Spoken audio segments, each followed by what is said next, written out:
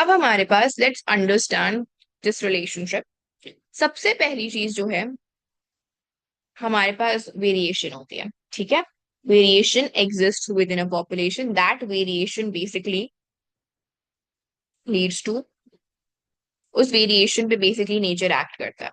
So the nature acts on that variation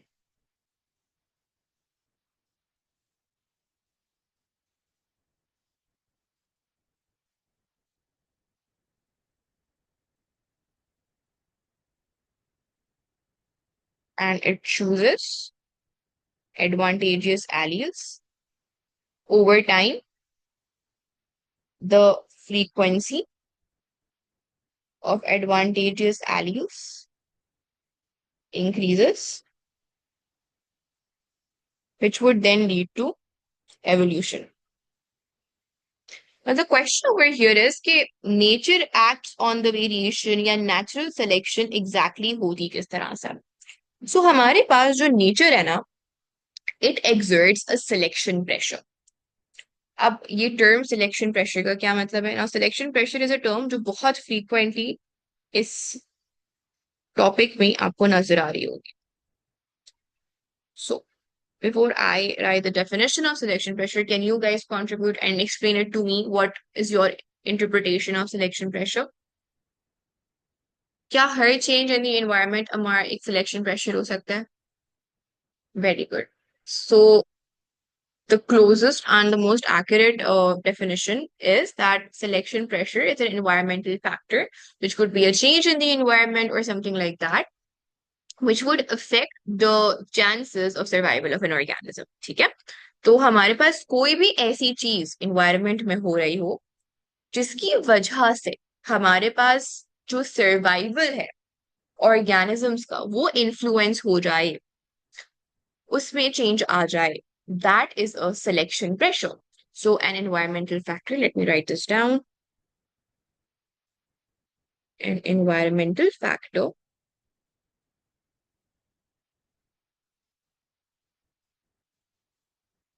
that affects the chance of survival of an organism. So सिर्फ वही individuals which are better adapted to overcome this selection pressure would survive.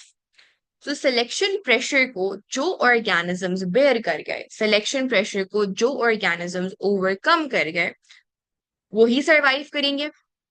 जो survive नहीं कर पाए, they would die. Now those organisms which survive, they are the organisms which would be having the advantageous alleles. They would be the organisms which would have the advantage. And these organisms would survive, and these surviving organisms would reproduce, and these would pass down the advantageous alleles to their offspring, जिसकी वजह से over time हमारे पास जो population है उसमें allele frequency इस तरह से चेंज हो जाएगी कि एडवांटेजेस एलील्स ज्यादा हो जाएंगी, and this change in allele frequency would eventually lead to evolution. So variation exist करती है, उस वेरिएशन पे आपका नेचर एक्ट करता है किस तरह से? By exerting a selection pressure. उस सिलेक्शन प्रेशर से क्या कहते हैं, कोप अप कौन सी इंडिविजुअल्स कर पाते हैं जिसके पास एडवांटेजेस एलियस होगी. This would lead to a change in the frequency of individual sorry the frequency of advantageous alleles in a population over time. और इसकी वजह से जब हमारे पास significant change आ जाएगा in the allele frequency of a population, we would say that this species has evolved over generations.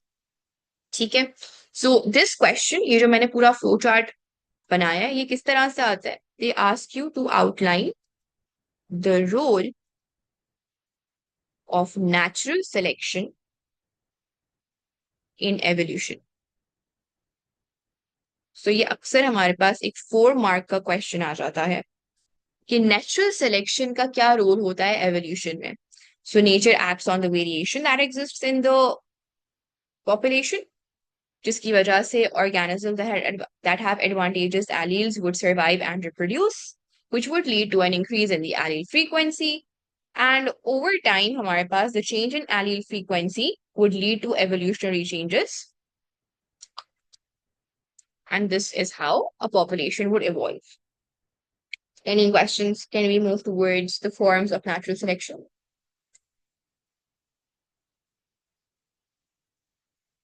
Perfect.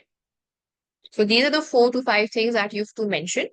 अगर ऐसा question आ जाए, it's a very easy question. If you're able to make sense of these points, तो आपको clearly समझ आ जाएगा कि किस तरह से आपने ये वाले question को approach करना है. अच्छा जी, अब हम आ जाते हैं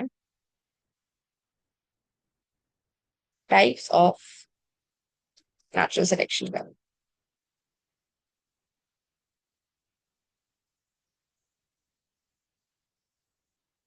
Okay.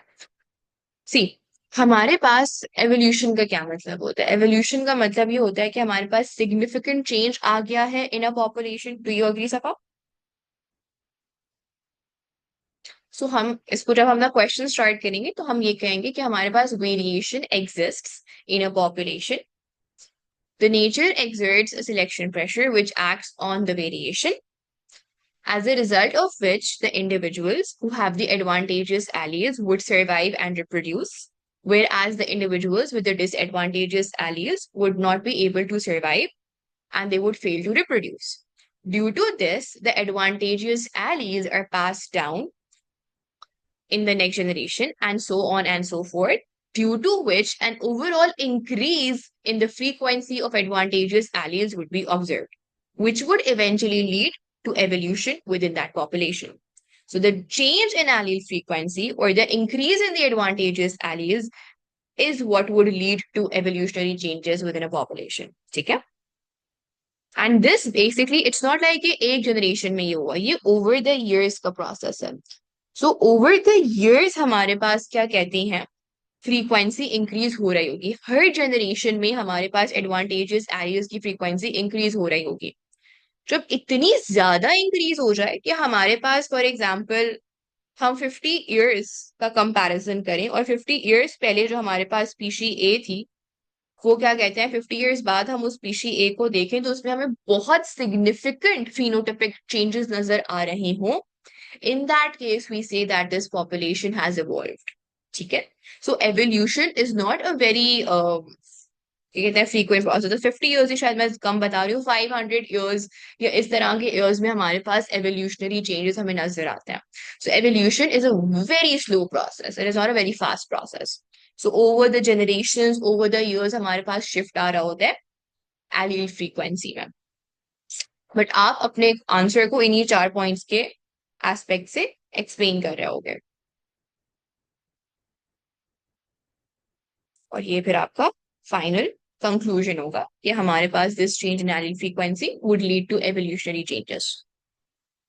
ना हमारे पास क्या कहते हैं 3 तरह की नेचुरल सिलेक्शंस होती हैं, स्टेबलाइजिंग, डायरेक्शनल एंड डिसरप्टिव. अच्छा, हमारे पास पहले हम ग्राफ को समझ लेते हैं कि ग्राफ के एक्स एक्सिस और वाई एक्सिस पर क्या चीजें हैं ना. हमारे पास एक्स एक्सिस पे हमें नजर आ रहा है फिनोटाइप, ट्रेट या फीचर, कि हमारे पास कौन सा ट्रेट है. और हमारे पास क्या कहते हैं वाई एक्सिस पे हमें नंबर ऑफ इंडिविजुअल नजर आ रहे होते हैं. कभी कभार ये फ्रीक्वेंसी भी दिखाई दी होती है. सो फ्रीक्वेंसी या नंबर ऑफ इंडिविजुअल्स का मतलब ये है कि विद इन अ पॉपुलेशन कितने लोग एक पर्टिकुलर फिनोटाइप एग्जिबिट कर रहे हैं. नाउ हमारे पास जो ये डॉटेड ग्राफ है ना, जो आपको तीनों ग्राफ्स में कॉमन नजर आ रहा होगा, that is your original population. ठीक है, ओरिजिनली आपकी पॉपुलेशन का जो ग्राफ था वो ये वाला था, which is common for all these 3 graphs. ठीक है, सो ओरिजिनली हमारे पास जो पॉपुलेशन का ग्राफ था वो ये था. अब अगर हम देखें तो हमारे पास we can say this and this, ये हमारे पास फिनोटिपिक एक्सट्रीम्स हैं. So we have 2 phenotypic extremes. Now, हमारे पास for example selection pressure introduce हुआ इन्वायरमेंट में. सिलेक्शन प्रेशर इंट्रोड्यूस हुआ इन्वायरमेंट का मतलब क्या होता है कि हमारे पास पहले ये सिलेक्शन प्रेशर एग्जिस्ट नहीं कर रहा था. पहले ये सिलेक्शन प्रेशर एग्जिस्ट नहीं कर रहा था तभी तो हमारे पास एक स्टेबल ग्राफ था, मतलब कोई चेंज ही नहीं आ रहा था उस ग्राफ में. अगर कोई चेंज आ रहा है in the graph of the population, हमारे पास क्या कहते हैं, फिनोटाइप का जो फ्रीक्वेंसी है, जो एलील्स की फ्रीक्वेंसी है, अगर उसमें चेंज आ रहा है ओवर टाइम, सिग्निफिकेंट चेंज आ रहा है ओवर टाइम, तो इसका मतलब है कि कोई सिलेक्शन प्रेशर इंट्रोड्यूस हुआ है एनवायरमेंट में। सो हमारे पास सिलेक्शन प्रेशर वुड एक्ट। ना वो सिलेक्शन प्रेशर कौन सी फिनोटिपिक क्या कहते हैं इंडिविजुअल्स को अफेक्ट कर रहा है, कौन से फिनोटिपिक क्या कहते हैं इंडिविजुअल्स को वो इन्फ्लुएंस कर रहा है, दैट वुड डिसाइड कि हमारे पास जो ग्राफ है वो किस तरह से चेंज करेगा। ना ओवर हियर हमारे पास इफ यू सी कि हमारे पास ग्राफ में किस तरह से चेंज आ रहा है डायरेक्शनल सिलेक्शन में।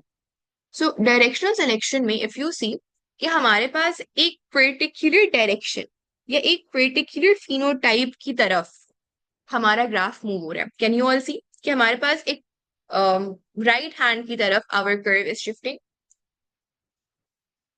सो हमारे पास जब एक पर्टिकुलर डायरेक्शन में ग्राफ का शेप चेंज नहीं हो रहा, इफ यू सी हमारे पास the graph shape is same, मतलब शेप में कोई चेंज नहीं आ रहा है,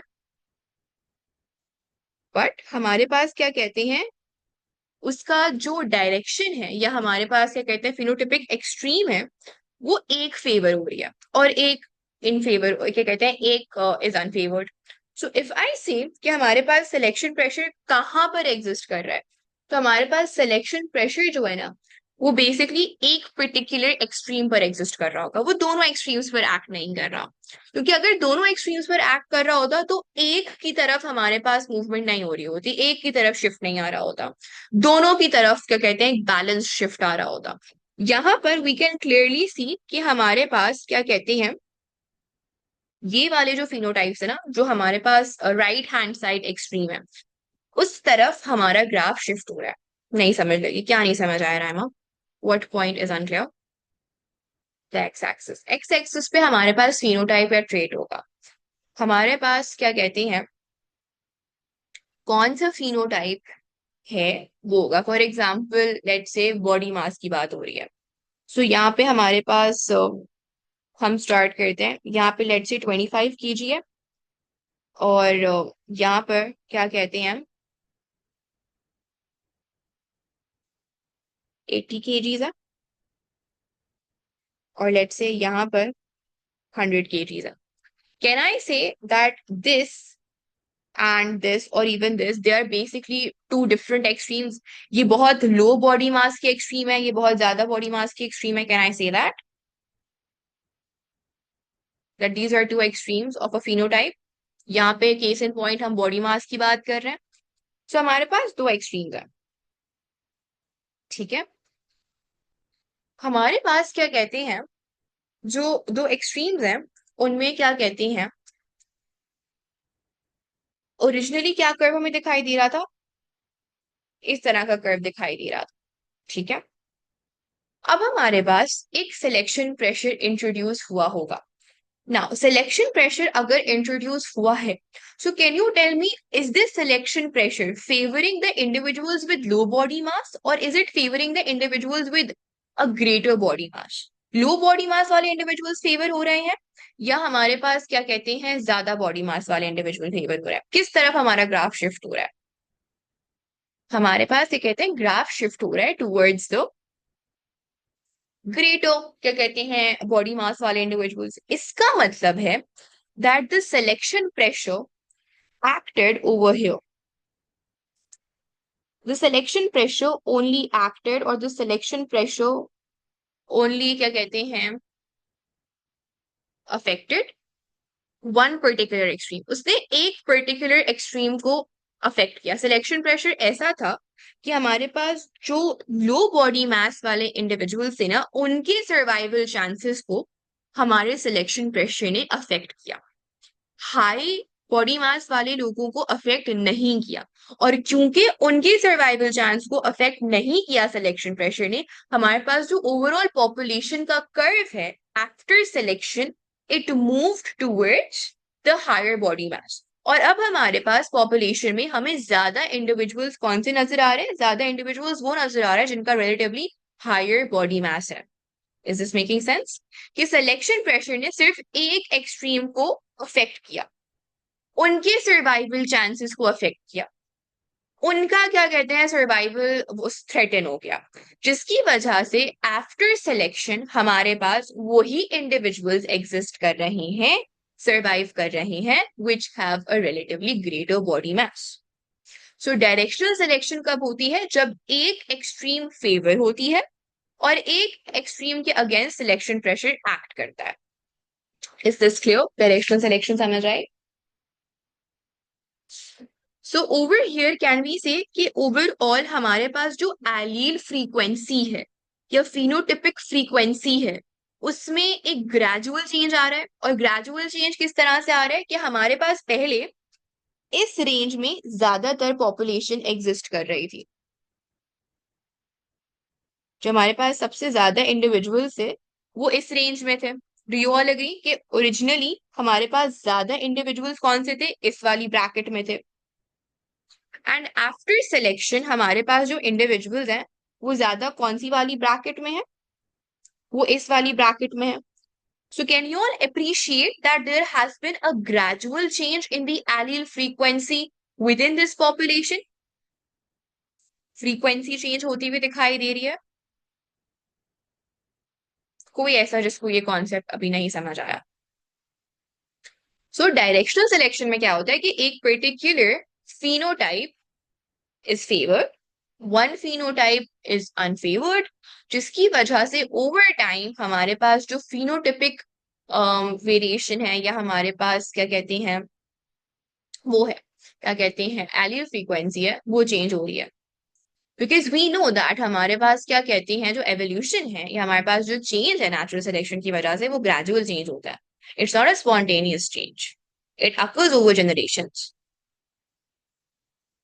हमारे क्या चीज नहीं समझ आई? What point is unclear? Graph का शेप समझ नहीं आ रहा, एक्सेस समझ नहीं आ रहा है, या जो हमने रिजल्ट कंक्लूड किया वो समझ नहीं आ रहा, या कुछ भी समझ नहीं आया? रिजल्ट समझ नहीं आ रहा, ओके, नो मसला। Okay okay okay. अगर ओरिजिनल वाला ग्राफ देखो, ओरिजिनल वाले ग्राफ में इफ आई आस्क यू कि हाई एलील फ्रीक्वेंसी या ज्यादा एलील्स या ज्यादा फिनोटाइप कौन से वाले थे, तो वो ये वाले थे जो इस रीजन में एग्जिस्ट कर रहे थे। ओरिजिनली हमारे पास ज्यादा एलील्स उस वाले बॉडी मास की थी। ये मैं थोड़ा सा नीट कर देती हूँ।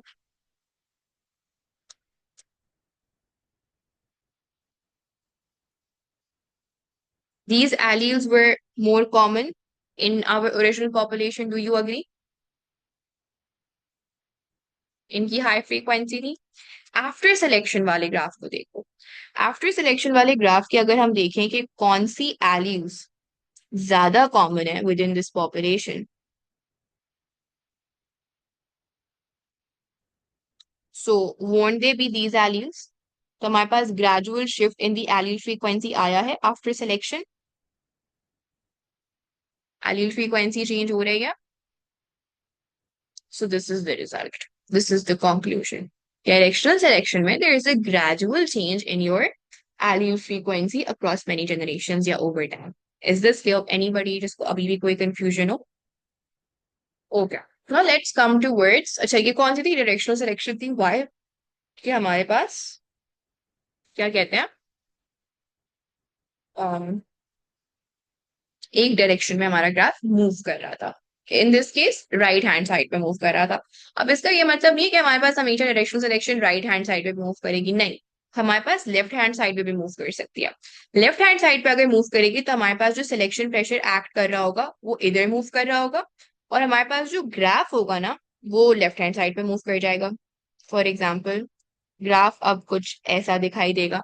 सो डायरेक्शनल सिलेक्शन इधर भी हो सकती है, उधर भी हो सकती है। डिपेंड करता है कि सिलेक्शन प्रेशर कौन सी वाली एक्सट्रीम के अगेंस्ट एक्ट कर रहा है। सो हमारे पास directional selection depends on which extreme is the selection pressure acting upon. अगर इस वाली एक्सट्रीम पे एक्ट कर रहा है तो इधर मूव कर जाएगा, और अगर हमारे पास इस वाली एक्सट्रीम पर एक्ट कर रहा है तो ग्राफ इधर मूव कर जाएगा। But if one particular extreme is favored and the graph is shifting in a particular direction, that is your directional selection. What question did I not ask answer? Let me see. On why is it normally distributed? हमारे पास अगर हम कोई भी population देखें अहमद, अगर humans की भी example ले लो, तो हमारे पास extremely short and extremely long, अगर मैं हाइट की फीचर की बात करूं तो हमारे पास एक्सट्रीमली शॉर्ट इंडिविजुअल्स और एक्सट्रीमली टॉल इंडिविजुअल्स कम एग्जिस्ट करते हैं. Is that true? सो हमारे पास जो क्या कहते हैं वो है ना पैटर्न होता है, वो ये होता है कि हमारे पास जो एक्सट्रीम्स होती हैं वो कम होती हैं, और ज्यादातर जो आपकी पॉपुलेशन होती है ना वो इंटरमीडिएट रेंज में एग्जिस्ट कर रही होती है. एक्सट्रीम्स बहुत रेयर होती हैं, बहुत कम होती है. So this is a classic representation of your population का वेरिएशन कर्व. क्योंकि एक्सट्रीम्स बहुत रेयर होती है, बहुत कम होती है, मेजोरिटी जो आपकी पॉपुलेशन है वो इंटरमीडिएट में एग्जिस्ट कर रही होती है. सो हाइपोथेटिकली स्पीकिंग, लेट्स से हमारे पास जो लो हाइट की एक्सट्रीम है in humans, let's say that is 4'7". ये मैं नॉर्मल ह्यूमंस की बात कर रही हूँ, डॉर्फिज्म वाले ह्यूमंस की बात नहीं कर रही, मैं नॉर्मल इंडिविजुअल्स की बात कर रही हूँ. सो लेट्स से सबसे छोटी हाइट जो एग्जिस्ट करी हाइपोथेटिकली स्पीकिंग इट इज 4'7", और जो सबसे टॉल इंडिविजुअल है वो हमारे पास 6'5" इस तरह का है. तो हमारे पास पीपल अबव 6'4", 6'5" बहुत कम होते हैं, और हमारे पास 4'7", 4'6" वाले इंडिविजुअल्स बहुत कम होते हैं.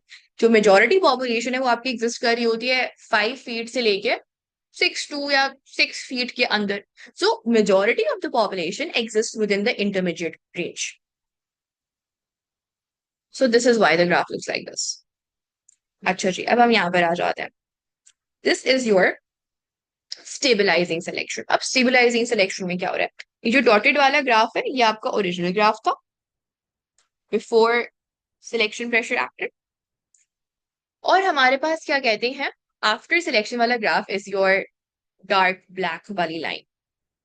Can you guys tell me इसके रिजल्ट्स में आप क्या कंक्लूड करोगे? अभी हम ये बात नहीं कर रहे कि क्या हो रहा है क्या. अच्छा, यहाँ पे वैसे आपको दिखाई दे रहा है that selection pressure is acting on both extremes. It is acting on both extremes, low extremes पे भी हाई एक्सट्रीम्स पे भी. Can anybody of you suggest the result? Result में क्या दिखाई दे रहा है? थोड़ी सी हेल्प ऊपर वाले रिजल्ट हमने कैसे लिया था उससे ले लो. Okay, extremes did not survive well, makes sense. Intermediate ones are favored, very good.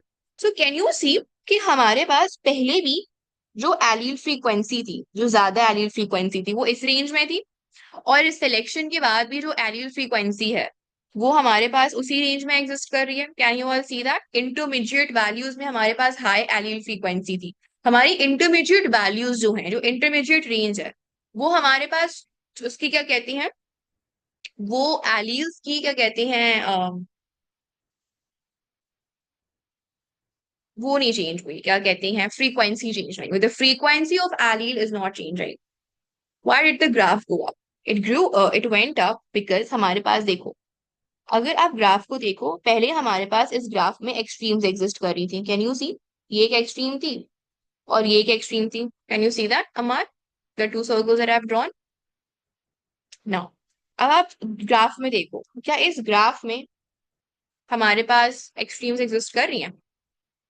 सो इसका मतलब ये है कि हमारे पास जो एक्सट्रीम्स थी, यहाँ पे मैं ब्रैकेट्स लगा देती हूँ, दीज एक्सट्रीम्स, इन पे सिलेक्शन प्रेशर एक्ट हुआ, एक्सट्रीम्स का सर्वाइवल कॉम्प्रोमाइज हुआ, एक्सट्रीम्स का सर्वाइवल थ्रेटन हुआ, जिसकी वजह से ज्यादा चांसेस कौन से वाले इंडिविजुअल्स के पास है to survive? The intermediate population के पास थे, जो बीच वाली रेंज में एग्जिस्ट कर रहे थे.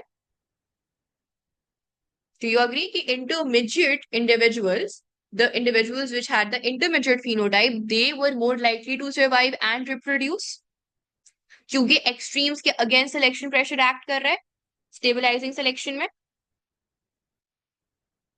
तो हमारे पास ओवरऑल जो नंबर ऑफ इंडिविजुअल्स किनके बढ़ेंगे? एक्सट्रीम्स के इंडिविजुअल्स के नंबर नहीं बढ़ेंगे, क्योंकि एक्सट्रीम्स के अगेंस्ट सिलेक्शन प्रेशर काम कर रहा है. क्योंकि the selection pressure is favouring और it is not affecting the intermediates, तो हमारे पास क्या कहते हैं जो नंबर ऑफ इंडिविजुअल्स हैं ऑफ द इंटरमीडिएट फिनोटाइप वो इंक्रीज कर जाता है. क्योंकि यहाँ पर हमारे पास क्या कहते हैं एक्सट्रीम्स फेवर हो रही थी. अगर यहाँ पे देखो, कांट यू सी कि हमारे पास पहले जो हायर एक्सट्रीम थी वो 80 पे थी. ये मैंने हाइपोथेटिकली केस दिया हमारा, ठीक है. और अब हमारे पास जो एक्सट्रीम है वो 100 kg पे हो गई है. तो हमारे पास कांट यू सी कि हमारी जो वो वाली है एक्सट्रीम्स जो हैं, हाई वेट वाले लोग वो ज्यादा कॉमन हो रहे हैं, एलील फ्रीक्वेंसी चेंज हो गई थी ना। यहाँ पर intermediate phenotype wasn't being favoured, यहाँ पे तो हमारे पास हाई बॉडी मास वाला फिनोटाइप फेवर हो रहा था, तो पूरा का पूरा ग्राफ उठ के ही उस तरफ चला गया। बीच वाली वैल्यूज फेवर नहीं हो रही थी, क्योंकि एलील फ्रीक्वेंसी हमारे पास यहाँ पे कांस्टेंट नहीं रह रही, it is changing. Can you see that? इन दोनों में फर्क ये है कि डायरेक्शनल सिलेक्शन में एक पर्टिकुलर एक्सट्रीम फेवर हो रही थी, जिसकी वजह से the entire graph move towards the side of that particular extreme. In stabilising selection दोनों एक्सट्रीम्स अफेक्ट हो रही हैं, दोनों एक्सट्रीम्स के अगेंस्ट सिलेक्शन प्रेशर एक्ट कर रहा है, जिसकी वजह से हमारे पास एक्सट्रीम्स की तरफ ग्राफ नहीं जा रहा, एक्सट्रीम्स हमारी दोनों ही क्या कहते हैं सर्वाइव नहीं कर पा रही, बल्कि हमारे पास जो इंटरमीडिएट फिनोटाइप वाले इंडिविजुअल्स हैं उनका ओवरऑल नंबर इंक्रीज कर रहा है, जिसकी वजह से हमारी ग्राफ की पीक इंक्रीज कर रही है। बट जो हमारे पास एलील फ्रीक्वेंसी है दैट इज स्टेइंग कांस्टेंट, जो इंटरमीडिएट वैल्यूज वाली है। Okay, I repeat. हमारे पास बेसिकली स्टेबलाइजिंग सिलेक्शन में क्या हो रहा है, स्टेबलाइजिंग सिलेक्शन में हमारे पास इंटरमीडिएट जो फिनोटाइप है दैट इज बीइंग फेवर्ड, जिसकी वजह से हमारे पास जो ओवरऑल नंबर ऑफ इंडिविजुअल्स हैं वो किसके इंक्रीज हो रहा है, इंटरमीडिएट फिनोटाइप के इंक्रीज हो रहा है। ऐसा क्यों है? क्योंकि हमारी जो वो है क्या कहते हैं एक्सट्रीमिटीज हैं, एक्सट्रीम फिनोटाइप्स हैं, दे आर बीइंग अनफेवर्ड। ठीक है, इसकी वजह से एक्सट्रीम वाले जो फिनोटाइप्स हैं उनका सर्वाइवल चांसेस कम हो गए हैं, they are not surviving. Instead जो इंटरमीडिएट पॉपुलेशन है वो ही सर्वाइव कर रही है, और अगर इंटरमीडिएट पॉपुलेशन सर्वाइव कर रही है तो वो ही रिप्रोड्यूस कर पा रही होगी, वो ही रिप्रोड्यूस कर पा रही है, तो number of individuals with the intermediate phenotype would be increasing, which is what we are observing in the population after selection वाला ग्राफ। ठीक है, और अगर हम एलील फ्रीक्वेंसी की बात करें, एलील फ्रीक्वेंसी का मतलब क्या है, एलील फ्रीक्वेंसी का मतलब है कि हमारे पास एक पर्टिकुलर एलील कितनी ज्यादा एक पॉपुलेशन में एग्जिस्ट कर रही है, वही होती है एलील फ्रीक्वेंसी। अगर आप देखो ओरिजिनल पॉपुलेशन में भी हमारे पास इंटरमीडिएट एलील्स जो थी ना, इंटरमीडिएट फिनोटाइप वाली एलील्स जो थी वो ही ज्यादा फ्रीक्वेंसी में थी। एंड इवन आफ्टर सिलेक्शन हमारे पास जो इंटरमीडिएट वाली एलील्स है, इंटरमीडिएट फिनोटाइप वाली एलील्स हैं वो ही ज्यादा फ्रीक्वेंसी में है। पहले भी ज्यादा फ्रीक्वेंसी किसकी थी, इंटरमीडिएट फिनोटाइप वाले एलील्स की। आफ्टर सिलेक्शन भी कौन सी एलील फ्रीक्वेंसी ज्यादा है, इंटरमीडिएट फिनोटाइप वाली एलील्स की। सो हमारे पास यहाँ पर बहुत ज्यादा change in the allele frequency नहीं आ रहा, अगर चेंज आ भी रहा है तो बहुत मिनिमल है, इतना सा चेंज आ रहा है। यहाँ पर हमारे पास इतना ज्यादा चेंज आ रहा था। Is this making sense? अच्छा, एग्जाम्पल्स हम लोग नेक्स्ट क्लास में एग्जाम्पल्स ही डिस्कस करने वाले हैं, ठीक है? तो हमारे पास वो हम नेक्स्ट क्लास में करेंगे, आज I am just giving you guys the concept of the graphs, ठीक है? So disruptive selection and that would be it for today's class. अच्छा जी, अब हमारे पास डिसरप्टिव सिलेक्शन की अगर बात हो, डिसरप्टिव सिलेक्शन में हमारे पास अगेन ओरिजिनल पॉपुलेशन का ग्राफ हमारे पास वही है बीच वाला ना। हमारे पास बेसिकली अब अगर यहाँ पे आप देखो तो आफ्टर सिलेक्शन हमारे पास कौन से फिनोटाइप्स हैं या कौन से इंडिविजुअल्स हैं जिनकी पॉपुलेशन में कमी आई है। After selection which population has reduced, the intermediates have reduced. यानी कि जो सिलेक्शन प्रेशर था that selection pressure was against the intermediate population and it favoured the two extremes, जिसकी वजह से जो हमारे पास ग्राफ है आफ्टर सिलेक्शन उसमें हमें क्या नजर आ रहा है कि the number of individuals of the extremities they are favoured, और उनका क्या कहते हैं जो नंबर ऑफ इंडिविजुअल्स है वो इंक्रीज कर गया। ऐसी सिलेक्शन को हम क्या बुलाते हैं, डिसरप्टिव सिलेक्शन बुलाते हैं। इसमें क्या होता है कि हमारे पास आफ्टर सिलेक्शन जो एक्सट्रीम फिनोटाइप्स वाले क्या कहते हैं इंडिविजुअल्स होते हैं उनकी एलील्स बढ़ जाती हैं, उनके इंडिविजुअल्स बढ़ जाते हैं, और जो हमारे पास इंटरमीडिएट फिनोटाइप्स हैं उनके क्या कहते हैं जो एलील्स हैं या उनके जो इंडिविजुअल्स हैं वो कम हो जाते हैं। Any questions? Anything that is unclear about these three examples? Sorry, these three graphs? Okay, I'll repeat. हमारे पास अगर हम ओरिजिनल पॉपुलेशन वाले कर्व से कंपेयर करें आफ्टर सिलेक्शन वाले कर्व को, तो हमारे पास क्या कहती हैं, ओरिजिनल पॉपुलेशन में एक्सट्रीम फिनोटाइप जो थे, हाई एक्सट्रीम लो एक्सट्रीम, दोनों ही रिलेटिवली कम थे। और ज्यादा पॉपुलेशन कहाँ पर एग्जिस्ट करी थी? ज्यादा पॉपुलेशन जो थी हमारे पास वो इंटरमीडिएट फिनोटाइप वाली पॉपुलेशन थी। हाउएवर सिलेक्शन जब हुई तो सिलेक्शन के बाद हमने क्या नोटिस किया इस पॉपुलेशन में कि हमारे पास जो एक्सट्रीम फिनोटाइप्स हैं उनके इंडिविजुअल सिग्निफिकेंटली इंक्रीज कर गए और हमारे पास जो इंटरमीडिएट फिनोटाइप्स हैं उनके इंडिविजुअल सिग्निफिकेंटली कम हो गए। सो एक ऐसी natural selection that causes the maintenance of high allele frequency of the extremes and reduces the allele frequency of the intermediate population is known as disruptive selection.